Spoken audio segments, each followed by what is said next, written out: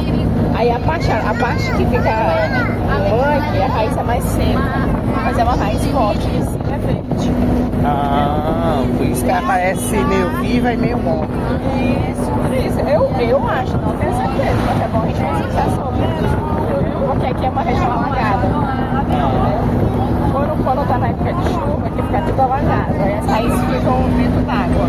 Aí quando as chuvas cessam, aí as raízes aparecem e fica só o verde em cima. Entendeu?